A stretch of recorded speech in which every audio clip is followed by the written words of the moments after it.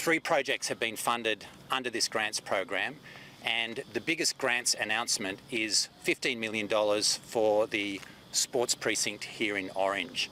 This is going to be a massive boost for this project. It's going to be a massive boost for local sports people and also local sporting clubs, because it means that the original vision for this sports precinct can now be realised without corners being cut. So it means that a grandstand for the athletics track can now be constructed.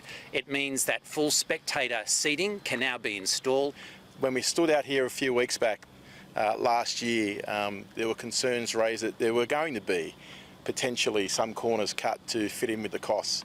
But now, with this additional $15 million that Andrew's been able to secure from the federal government, those will not be required. We'll be able to see the athletics track being built to what was indicated initially to those groups.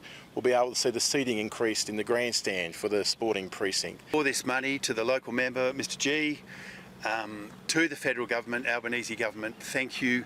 This will mean that this project can be delivered with all the hopes and dreams of the local clubs and the local community. This is astounding news for us today.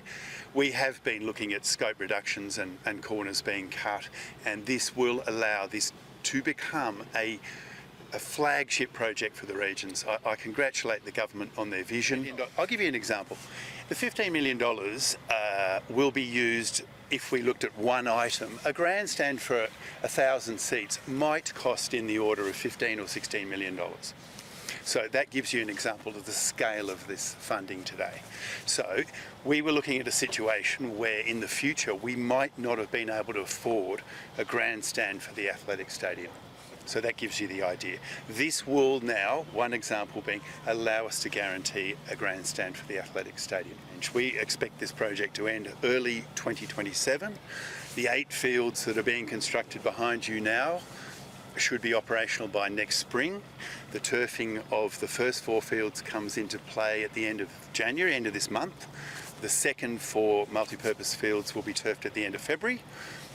Weather permitting, we will see cricket played in the next season. A DA has been lodged for the stadium and the NRL field over there.